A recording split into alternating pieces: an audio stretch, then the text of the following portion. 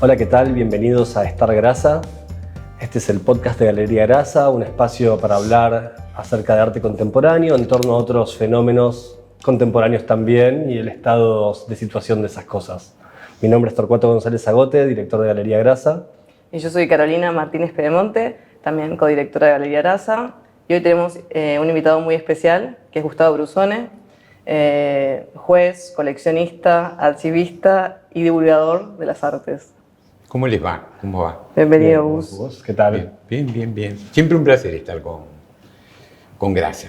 Bueno, es importante decirlo ya que este es el primer episodio que estamos haciendo. Sí.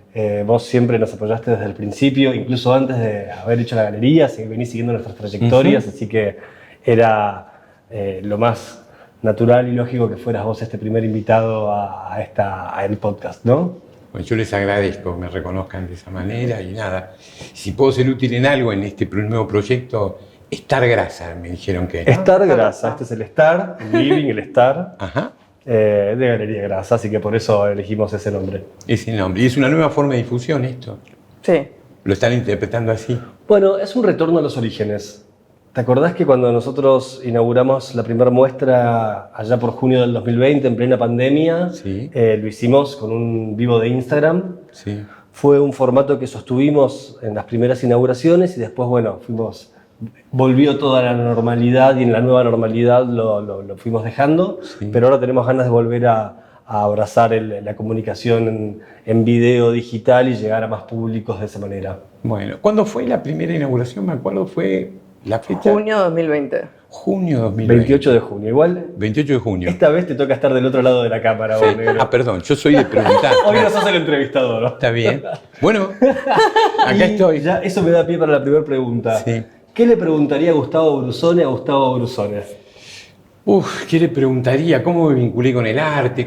Pero todas esas cosas más o menos ustedes las conocen, en general son conocidas. Bueno, pero hay mucha gente que no te conoce hoy. Bueno, hace mucho tiempo yo empecé, que tenía mucho tiempo libre, empecé a ir a un taller, empecé a pintar y me empecé a enterar que había una historia que estaba ahí viva. Era como que me dijeron, subite ese colectivo que vas a llegar a algún lado. Y efectivamente, me subí a un bondi del que no me bajé nunca más. Bien. Es la realidad de lo que es el arte contemporáneo en Argentina, que yo desconocía que existía y con la intensidad que existía. Esto a comienzos de los 90. Y después siguió. Y nunca más me volví a bajar de ese colectivo, de ese Claro. bondi. ¿Y por qué siempre tuviste la necesidad de filmarlo todo? O sea, desde los 90 en la videocámara y ahora Instagram. La necesidad de filmarlo no fue algo que a mí surgiera desde el comienzo. Yo lo que tenía era una avidez muy grande por conocer de la historia de mi país desde este perfil, el perfil del arte, que lo desconocía. Y cuando empecé a recorrer este mundo, quería leer, en la formación, digamos, profesional, yo me formé de una determinada manera universitaria, quería libros, quería leer. Y no había información respecto de todo eso. Entonces, lo que me informaban era oralmente artistas que habían pasado por otras épocas, otras décadas. Y acá central fue mi amistad con Pablo Suárez y Roberto Jacobi, que habían formado parte de aquella generación histórica del Ditela y que seguían vigentes y marcando cuál era digamos, qué era lo importante, ¿no? El boom de época, por dónde estaba pasando, y en aquel momento estaba pasando por el Rojas, por la galería del Centro Cultural Ricardo Rojas. Claro. Es decir, que esto fue, pero ¿qué pasaba? En el relato, tanto de Pablo como de Roberto, de todo lo que había ocurrido en los años 60, siempre existía el déficit de que no había información en libros, porque no había... El libro de John King, del Ditela, es de 1985. Y todavía no había publicaciones a comienzos de los 90 que dieran cuenta de toda la historia contemporánea del arte, salvo el libro de Glucksberg, del pop art a la nueva imagen, y que quedaba por ahí, pero no había mucho más. Y más allá de esa falta de información que ves que había o no había, de hecho, ¿sentís que la historicidad que se arma en torno al arte de la Argentina y del periodo que estamos hablando tiene una perspectiva muy distinta a la de otras disciplinas? No sabría decir si tiene... A mí me parece que metiéndote en una disciplina o en cualquiera que fuera, vos podés llegar a armar un mundo y el mundo está ahí. Y lo que le faltaba a esto también era el registro en directo de qué eran las cosas que estaban pasando. Pues, por ejemplo, Pablo me hablaba de lo que habían sido las experiencias visuales del Ditela, cómo habían destruido las obras, qué había sido lo que pasó en aquel momento, 67, 68, y no había registro de todo eso, casi no había ni fotografía de todo eso. Claro. Entonces, para el 95, yo empecé a pensar que sería bueno tener un registro. No tenía ni idea de lo que era filmar, no tenía ni idea, nunca había tenido una cámara, lo sumo había utilizado cada tanto una cámara de fotos. Y bueno, y charlando sobre todo por el estímulo de Beto de Boulder, muy amigo mío, ahí empecé y me compré una cámara, y agarré la cámara y empecé a aprender a filmar y empecé a registrar. Y todo eso fueron desde el 95 al 2000, porque mi idea era esa, se armó un registro en la era pre-internet, pre-todo, donde se generaron 400 horas de registro. Y lo que empezó a hacer fue un registro. Claro. Es decir, fue eso, fue el registro de toda una época y quedó como un archivo. ¿Y Roberto Machiavelli ya estaba trabajando con vos? Roberto empieza a trabajar con la colección en el 2009. Roberto empieza a trabajar en el 2009. Ya tenías más de... No, ya había hecho toda la parte. Un montón de videos. No, los videos estaban. Roberto fue el encargado de digitalizar todo eso. Claro. Pero Roberto, a su vez, cuando llegó a casa, que le di la llave, le dije, andá donde quieras, empecé a revisar todo y lo empezó a organizar. Él fue el que empezó a organizar lo que es el archivo. Porque yo no tiraba nada, aparte de haber filmado, a mí me daban los flyers de una muestra, pequeños regalos que te pueden llegar a dar en una inauguración, se guarda. Y todo lo guardaba, yo no tiraba nada, nada. Y Roberto fue el que empezó a clasificar todo y empezó a guardarlo y empezó a ordenarlo en casa. Y por eso se hizo un registro de lo que había pasado en esos años, porque yo me movía mucho, iba a muchos lados, entonces que estaba, no digo absolutamente completo, porque no, pero... Claro. Hay mucha información. Y para ir ordenando, entonces, del 95 al 2000 filmaste. Sí. Del 2000 al 2010 editaste la revista Ramona. Del 2000 al... Sí, fueron 10 años. 10 años. Y pasaste del video a la palabra sin imágenes. Sí, a la palabra... Bueno, esa fue... En el momento que yo sabía que quería hacer una revista de arte, que Buenos Aires necesitaba una revista de arte para poder difundir. Para los que no la conocieron, no tenía imágenes, era puro texto. Bueno, blanco-negro. La revista Ramona fue... fue un hito en la escena. Nace en el 2000, en un determinado momento, porque uno escuchaba en charlas después de un café, en inauguraciones, en reuniones con amigos, en lo que fuera, conversaciones o problemáticas que no existían, que no se podían reproducir en los medios de comunicación, en las revistas y en los diarios. ¿Por qué? Por limitaciones de espacio. Entonces había que generar un medio donde se le diera la voz a los artistas y pudieran contar qué era lo que estaba pasando, cuáles eran sus inquietudes, de dónde venían las reflexiones. Es decir, darle un lugar a la oralidad contenida que tiene todo artista, porque terminas un cuadro y está. Pero todo lo que hay atrás de ese cuadro, todo el cuadro acá, lo que hay atrás del cuadro de Dalí, hay un montón de información alrededor de ello, nos podemos quedar mirándolo, pero toda esa información es oralidad contenida que había que volcarla. ¿Por qué sin imágenes? Fue una idea de Jacobi. Que fuera una revista de artes visuales que no tuviera imágenes, era también un hecho, digamos, una idea, un concepto que fue muy importante. Y ese fue el concepto de Roberto. Claro. Y después el diseño gráfico lo hizo Alejandro Ross, y bueno, y ahí fue la historia de Ramona y fueron lo que fue, ¿no? Sería hablar de Ramona, empezar a hablar de todo eso, pero bueno, Ramona está ahí. Fueron 101 números, 10 años, y creo que fue un aporte para que queda dentro de lo que es la historia del arte argentino y el comienzo del siglo XXI. Claro. Ok, después hay un impasse y después llegan los reels de Instagram. Bueno, yo empecé en el 2016. Sí, además lo que hacías primero eran vivos de Instagram, o sea, no es que hacías un video, hacías un vivo. Y creo que después era un tema de cómo lo guardabas y todo eso. Sí, las posibilidades que tenía Instagram, ni me acuerdo. Yo creo que subía fotos nada más. Pero lo que ocurrió fue que yo no sabía que era Instagram, o había escuchado hablar de Instagram. Y me pidieron prestado el departamento, la casa, la colección, para filmar un episodio de una serie que estaba filmando Fabio Alberti en una universidad de, no sé si la 3 de febrero o una de esas. Y el personaje de ese episodio que estaba filmando Alberti era Benito Laren. Entonces me pidieron a casa y estaban filmando, fue toda una cosa, de un detective que llegaba, estaban. Y en un determinado momento Benito me dijo, me empezó a hablar de Instagram ahí y filmó un videito él, donde sale Fabio Alberti, donde sale él, una cosita muy chiquitita, y eso fue lo primero que subí. Y ahí abrí Instagram. ¿Qué pasó después? Cuando veo lo que era eso y empecé a revisar un poco, enseguida me fui a la computadora y empecé a reproducir archivos viejos, los archivos de los 90. Claro. Y pasé dos cosas y lo filmé de la pantalla de la computadora al teléfono y lo subí. Y breves cositas, una inauguración creo de Pablo Siquien en Rubens acá, no me acuerdo qué cosas así. El primer video subí, un pedacito del primer día, que cuando compré la cámara me fui a lo de Pablo Suárez, estaba Carte, Beto de Bolda. Bueno, subí eso. Recuerdo esa charla. Y entonces ahí me doy cuenta que es muy similar el Instagram, o lo que yo podía hacer en Instagram a lo que yo había hecho, pero de otra manera. No había videos muy largos, yo no me acuerdo cómo era, si era el vivo o no el vivo, y empecé a subir y a subir y a subir, y bueno, en 2016 paré un tiempo, y después siguió, y ahora estoy, y creo que tengo 19.000... Ahora sos influencer. Sí, tengo 19.000 seguidores. Si soy influencer o no soy influencer, no lo sé. ¿Qué soy con Instagram? Tampoco tengo idea qué es eso. Pero lo sigo pensando como registro. Aparte de ser difusión de cosas que están pasando en el momento. Sí, ¿Estás sos un gran divulgador. haciendo un backup de todo ese archivo de Sí, video? se va haciendo un un backup, sí. Bien, Sí, es importante. se va haciendo. Pero Roberto, que aparte de los videos se encargó de todo y cuida la colección, es el encargado de la colección, sigue registrando y guardando todo.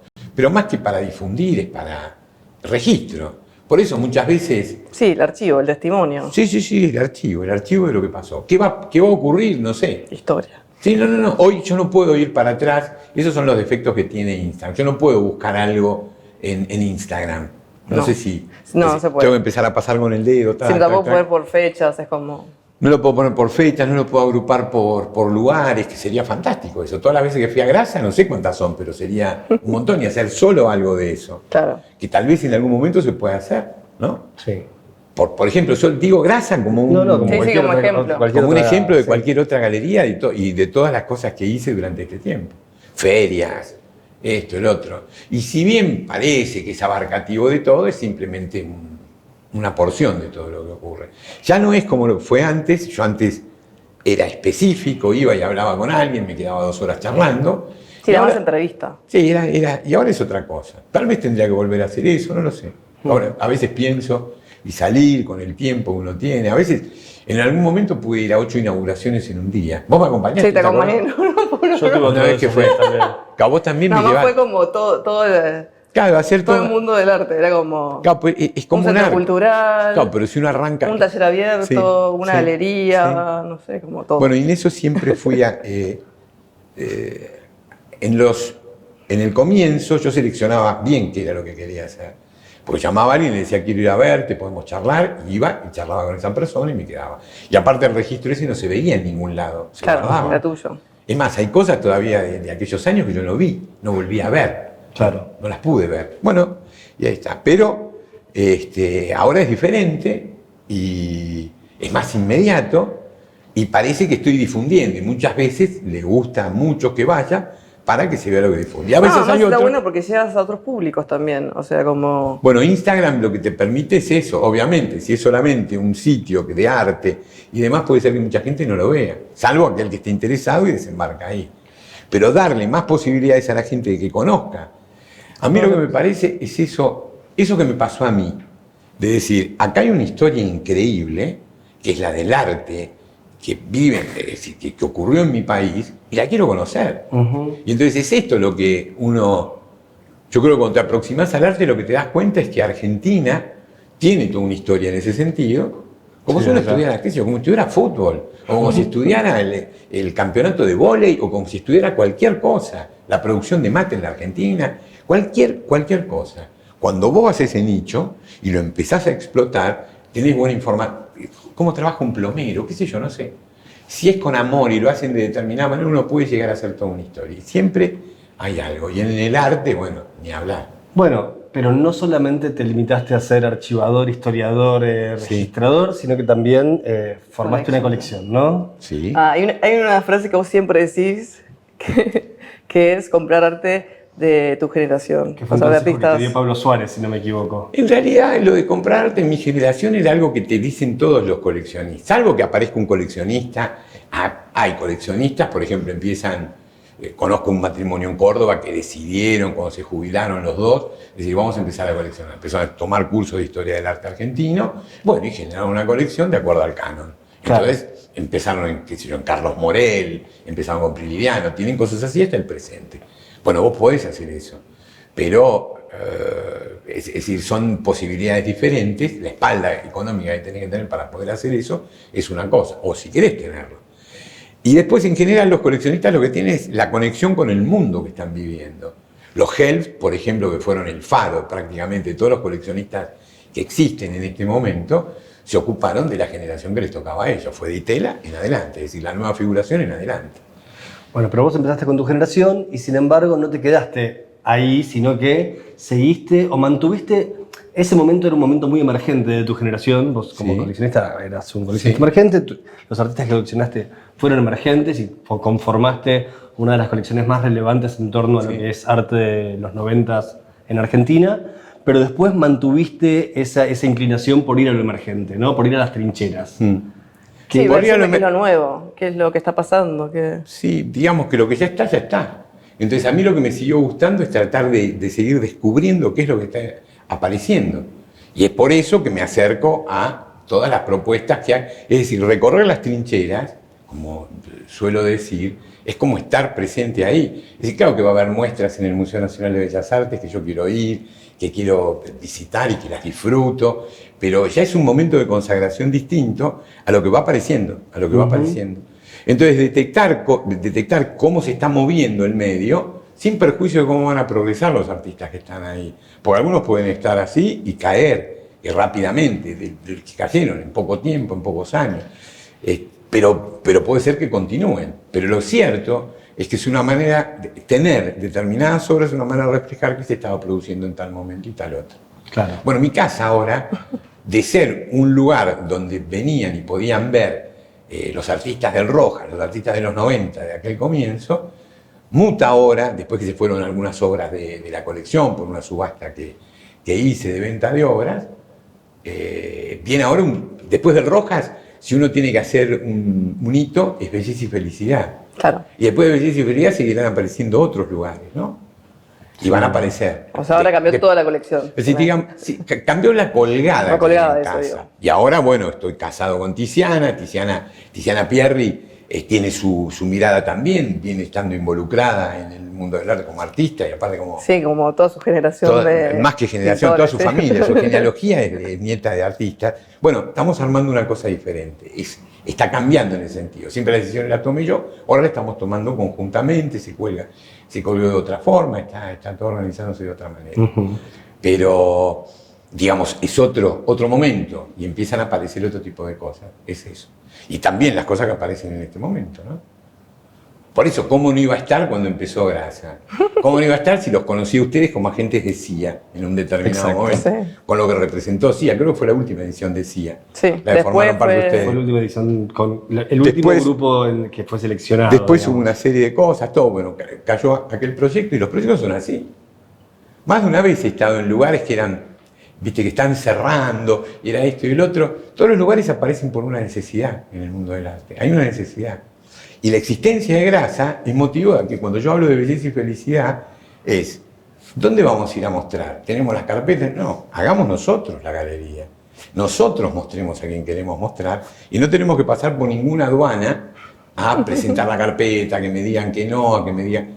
Y empezó a florecer por todos lados las galerías autogestionadas por artistas y el primer proyecto interesante, importante que hubo en eso fue Belleza y Belleza y Felicidad. Felicidad. Bueno, o sea, la decisión de... Con toda la potencia que tuvieron en ese momento Fernanda Laguna y Cecilia Pavón, que aparte fue una editorial, ¿no? Belleza y Felicidad. No, ya, o sea, la decisión de armar Galería Grasa, cuando yo le voy con la idea a Caro, fue después de tener una charla con Fernanda Laguna en CIA. Sí, O sea, bien. justamente. Sí. Bueno, por eso digo, hubo un determinado momento que eso cambió y después siguió. Y hoy empezamos a nombrar, si hacemos un repaso de todas las galerías que hay en Buenos Aires, tenemos las institucionales, pero de artistas hay un montón. cada pero vez galerías, más. pero autogestionadas por artistas, que Sí, después sí. se van reconvirtiendo en otra cosa, ¿no? Ujú. Van siendo otra cosa. Y sí. Y es más, ustedes mismos tienen una evolución dentro de lo que es llevar adelante una galería. De estar en casa, de compartirlo con la marquería, de hacer esto y el otro, terminamos acá. Exactamente. En el Estar centro. Grasa, que estamos en el barrio de Retiro, es otra cosa, y la galería cambió. Se modificó todo. Va evolucionando eso, ¿no? De la misma manera que evolucionó también Belleza y Felicidad, que se transformó en otra cosa, que Fernanda siguió haciendo proyectos, pero de ahí salieron un montón de cosas. La idea de que se podía.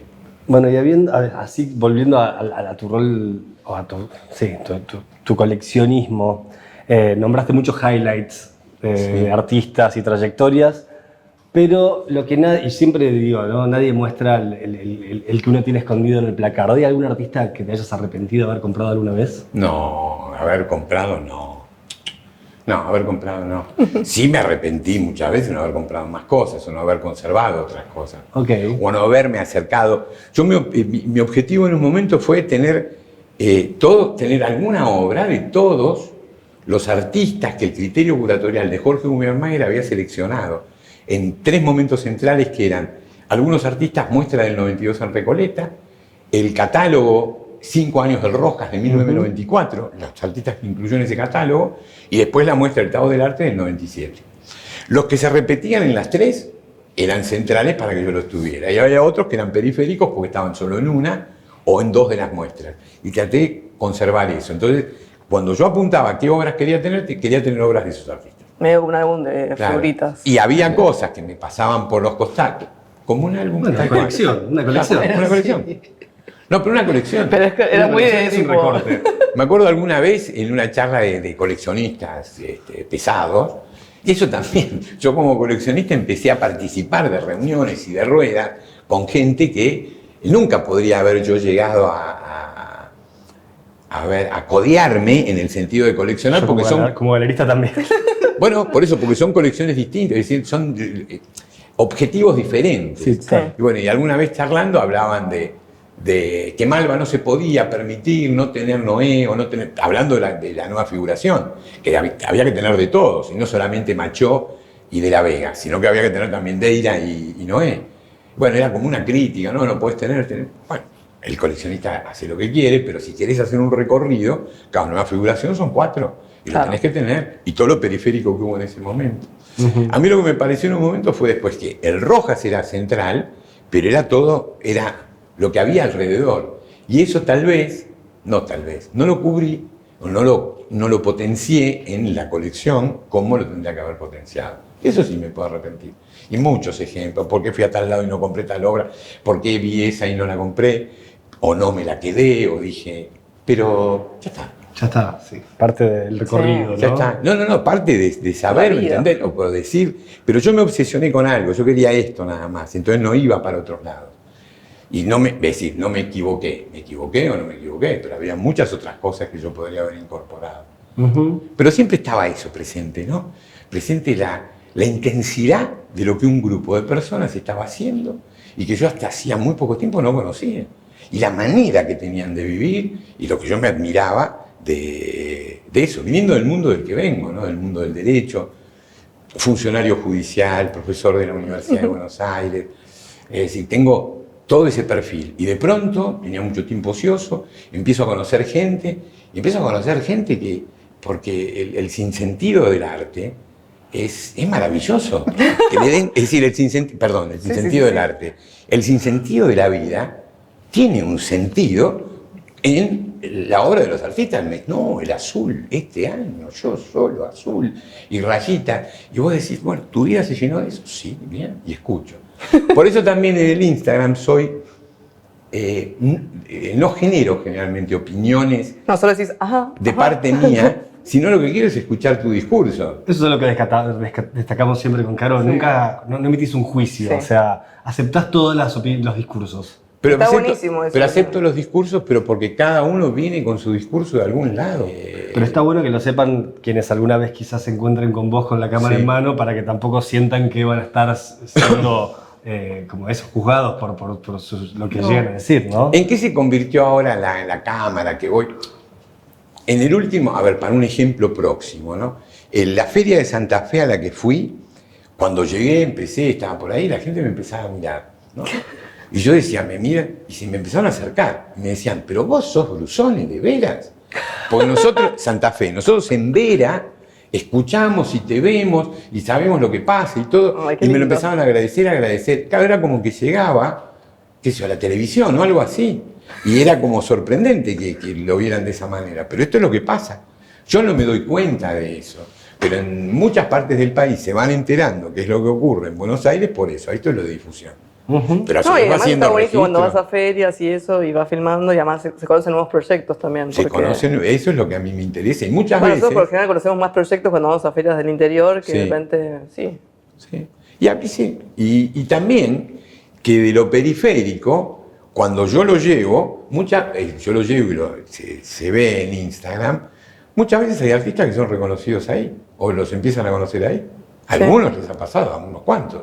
Sí. De que yo hago eso, de una galería que es periférica y demás, y de pronto, empiezan a ser reconocidos. Ah, me interesó tal, lo que subiste de tal persona. Bueno, vos en pandemia hiciste un video de una de las muestras y De nuestra vino galería. de nuestra galería de grasa. Sí. Y vino toda la comisión del Malva, vino Rangel a ver la muestra. Bueno, eso fue lo de Manuela Gespil, ¿no? Sí. Sí, bueno, y hoy Manuel no sé dónde está. Es decir, Tampoco. no es que tuvo, bueno, pero está en Europa o está en Estados Unidos, está haciendo algo y le fue muy bien. Fue muy importante el video ese. Sí, Es decir, fue lo que se importante. subió, lo de cosas fue... Bueno, ese es un pequeño ejemplo, pero hay muchos otros, muchos otros de eso. Pero bueno, es difusión y es esto. Ahora, cuando yo voy a filmar, ¿y en qué se convirtió? Algunos quieren que vaya y me insisten en que vaya. Hay otros que cuando me ven llegar no quieren verme y escapan porque son... Esto tiene que ver con la timidez, que El no- cringe, esa palabra. Bueno, de lo ahora, que ¿no? sea. No, ya- tener vergüenza, como decir, ay, no quiero decir algo que después la gente me va a juzgar porque Bueno, es una pero, estupidez. por ejemplo, anoche fui a ver la muestra de Carlota Beltrame, ¿no? Sí. A Carlota la conozco desde el taller de Barracas, que ella era becaria en el taller de Barracas en el 94, tucumana, profesora de la Universidad de Tucumán, lleva adelante el taller C, que es muy importante para lo que fue la generación esa de tucumanos y qué sé yo. Y yo sentía, Carlota me estaba esperando.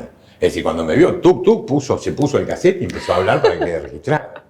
Y hay otros Qué lindo. lugares donde llego y no es así. Lo que puede ocurrir es que no solo que no quieran hablar o que se escapen, no, viniste, qué sé yo, va, pero en general están contentos cuando voy, porque se registra y demás. Pero muchas veces puede ser que no.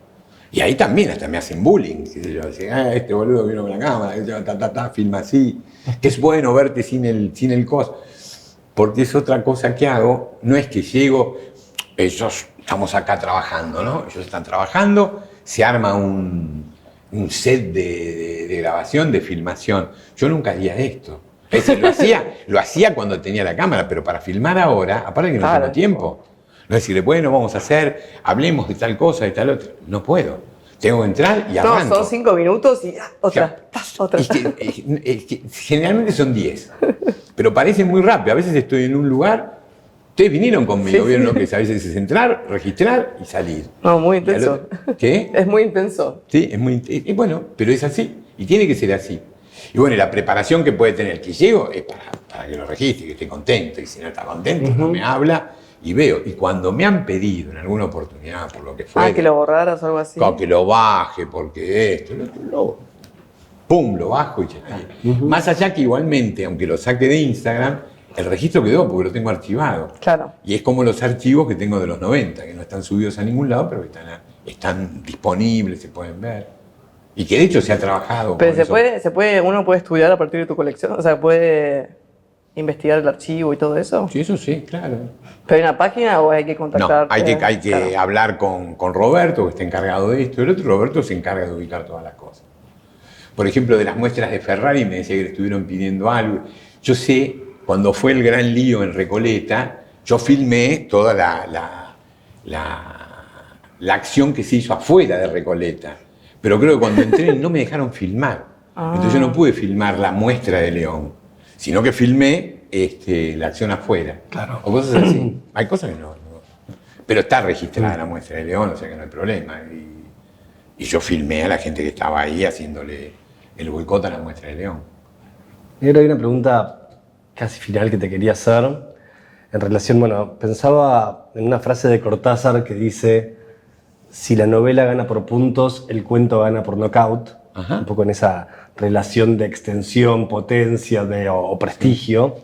Si podíamos como pensar no en cuanto a la rivalidad, pero sí esa relación de puntos knockout entre museo, galería y como la experiencia que puede transmitir al público un ámbito o el otro, ¿no? Sí. Bueno, yo diría que hay como diferentes categorías, que es el museo, el espacio cultural o institucional que también ingresa ahí, y después galerías comerciales o las galerías autogestionadas, por decirlo alguna vez, como todo un camino. Y al museo uno va a recorrer la historia, si está bien hecho el museo, si está bien hecho el relato, uno va y reconoce la historia del país, como es el Bellas Artes, ¿no? Empezamos en los pintores viajeros, tenemos un recorrido, llegamos a un lado al otro, mejor, peor, pero tenemos un patrimonio interesante. La última muestra que hay ahora está muy buena, que subieron de patrimonio un montón de cuadros que no se veían o no se vieron nunca, y todo eso está bueno. Y también los museos cada tanto hacen muestras de personas vivas, es decir, no es que excluyen en un museo solamente uno va a ver las obras consagradas. Entonces ahí tienen. Después los espacios institucionales hacen una cosa parecida, promueven acciones y tienen posibilidades de otras cosas. Y por último, las galerías te muestran los artistas que quieren empezar a potenciar lo contemporáneo. Y después hay recorridos, porque hay galerías autogestionadas, después pasan a galerías más comerciales, hay caminos así que van haciendo los artistas. O sea, yo lo pensaba medio también en torno a que las galerías, más allá de tener un rol comercial, también tenemos un rol de divulgación. Sí. O sea, el arte más contemporáneo sucede en las galerías. Sí.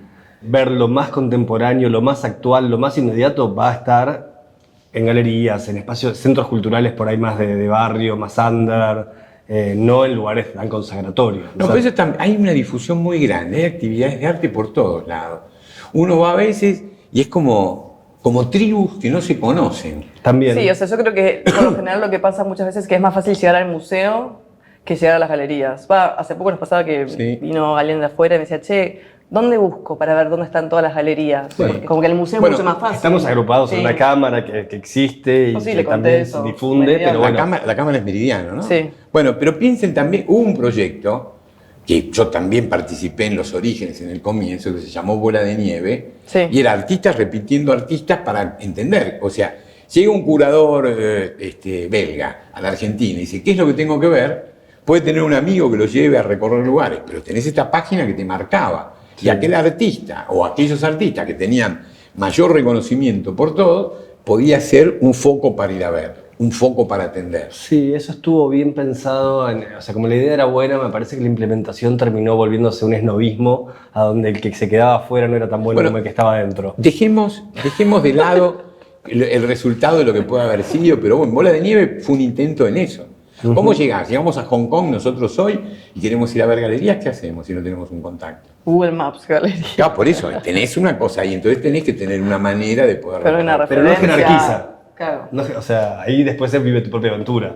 No hay una valoración intermedia. Bueno, por eso, a veces tenés la suerte de haber caído, haber conocido a tal o cual. A ver, lo mismo que le puede pasar nos puede haber pasado a nosotros. Es decir, yo cuando empiezo a ir a un taller a pintar, porque quiero ir a pintar, caigo al taller de Leonardo Barrio y lo tengo de profesora Pablo Suárez. Claro. Es decir, yo tuve mucha suerte. Alguna vez, me acuerdo en esos años, yo miraba, iba a comprar materiales para trabajar y todo, y veía la enorme cantidad de oferta que había de talleres, de esto, del otro. Y dije, yo podía haber caído a cualquiera de estos lugares. Sí. Es muy aleatorio. Pero todo. caí acá. ¿Por qué caí acá? Tuve esa suerte de alguien que estaba tan comprometido y que conocía tanto, que era la historia viva, y era el que me hablaba, y también empecé a filmar por eso, y lo registré un montón de cosas, pero es muy difícil. El circuito de galerías está muy bien que se nucleen, que estén agrupadas, como para poder dar el sentido, ¿no? El sentido de que si viene alguien de afuera, a ver, esto es tac, tac, tac, tac, y lo pueden recorrer. No, por eso pensaba también, también en modo analógico a una frase de Anthony Bourdain, que es este chef norteamericano que era muy canchero y muy divertido, que hacía un programa que iba a un montón de lugares, exploraba escenas gastronómicas, y hay una frase que dice como, si querés nunca vas a llegar a tener una gran experiencia en un restaurante si no tenés muchas malas experiencias. O sea, hay que meterse en un montón de lugares y ver y explorar, y no solamente ir siguiendo las guías de la ciudad, sino como, bueno, ir haciendo también una propia exploración, ¿no? Sí. Para descubrir cosas nuevas, novedosas y fantásticas. Sí, tal cual. Bueno, con el arte es así. Bueno, por eso hay algunas ciudades que lo que intentan es nuclear todo un sector de galerías en un barrio. Sí. Es decir, tratan de que estén todos juntos. Y Buenos Aires lo quiso hacer en un momento, y vino el proyecto La Boca, y vino el proyecto Chacarita, y hoy en este momento no sé cómo estamos. Ahora estamos volviendo a Retiro. Pero es lo que yo decía, los recorridos míos, los recorridos que yo hacía en un momento, empezaban en La Boca y terminaban en la Paternal. Sí. Entonces es un recorrido imposible. Para Eterno. aquel que quiere ir, no es lo mismo que ir al Soho y tenés todas las galerías y en 7 manzanas recorres un montón de cosas. Lo mismo que acá tenés que hacer, Sí. cruzar todo. Igual siempre pasa que incluso... Pero eso es un queriendo- problema de decisión, hasta incluso creo que tendría que ser una decisión del gobierno. Es decir, fomentar y ayudar a que en tal zona haya extensiones impositivas, esto y el otro, para que se puedan instalar. Claro, es que sí, justamente lo que iba a decir. O sea, si no están esas políticas, después esos lugares que nuclean terminan siendo caros porque alguien dice, yo tengo un lugar acá y vos querés esto, y entonces te voy a matar porque querés estar acá. Sí. Y entonces se terminan armando circuitos alternativos. Es lo mismo que con la gastronomía. Los Sí. lugares fue Palermo, fue esto y lo están haciendo, no sé. Van a tener en Vicente López haciendo los restaurantes para que se sigan. Ya, y Sí, también. se va extendiendo así, del otro lado de la Panamericana. Porque ya están Chacarita, bueno. Pero bueno, con las galerías podría pasar algo así. Y si no, bueno, tenemos que saber cuáles son, cuál es el circuito, cuál es el recorrido. Meridiano es un organismo útil. Es decir, agruparse y estar es bueno. Y lo que es bueno es esto de mostrar y reconocer como hay un grupo de gente que al sinsentido de la vida le da sentido haciendo lo que hace. Porque alguien que se juegue la vida, me acuerdo una vez en charlas con artistas, decían, no, un tipo que hace que viene pintando rayitas hace 30 años y sigue haciendo rayitas. Esa persona yo quiero charlar con él. Es un tipo importante, seguro. Que sigue haciendo eso, con esa... Y esto también, no solo coherencia, es todo un proyecto de vida, es entregarse a eso. Y eso es... yo lo valoro porque le da un sentido a la vida. Qué bueno, negro. Bueno, Gracias. muchísimas gracias por venir a charlar con nosotros Sí. acá en Estar Grasa. ¿Sí? Nuestro primer Y capítulo. ojalá generemos mayores públicos y gente. Pero hay que contarlo. Hay que contarlo. Desde ya. No sé cómo, eso es un problema siempre. Porque uno hace de evangelizador en esto, ¿no? Va sembrando la palabra, va tirando El la arte. semilla del Señor, ¿viste? Como los cantos de la iglesia. Y vos decís, tiro por acá, a ver qué siembro. Bueno, a mí me ha pasado en tribunales de Vos llevar sembraste. obras y convivir con las obras en despachos, en lugares y todo, y la gente lo ve, y la gente se engancha, y cada tanto aparece una persona que dice, me gustaría ir, bueno, andate al lado, fíjate tal cosa, y de a poco, no es que... De a poco, que desde ya, yo siempre digo, no hace falta que hayan más coleccionistas, hace falta que los que quieren y pueden tener una obra 1 o 2 veces en la vida, lo hagan. Sí. Y eso ya les cambia la experiencia de vida y cambia la experiencia Sí. también del circuito económico laboral al arte, ¿no? Yo siempre antes en las listas de regalos, ¿viste? Cuando estaban las listas de regalos, que se casaban, Arte. no, ponían, o sea, había que llevar de todo, hasta la heladera, había que comprarle, así que yo pues no vivían. Ahora viven todos juntos, se casan después de 10 años, con 3 chicos, una cosa así, y hacen una lista. Bueno, hagan una lista y ponen un cuadro, pueden poner 2, o una cosa así. Es una buena Y idea. esto es otra manera, pero claro que hay que tener cuadro, Sí. que hay que vivir con Hace imagen. bien. Con imagen, por supuesto. Si no tenemos imagen, no tiene sentido la vida. Después, la imagen es tan fuerte y es tan increíble que la palabra.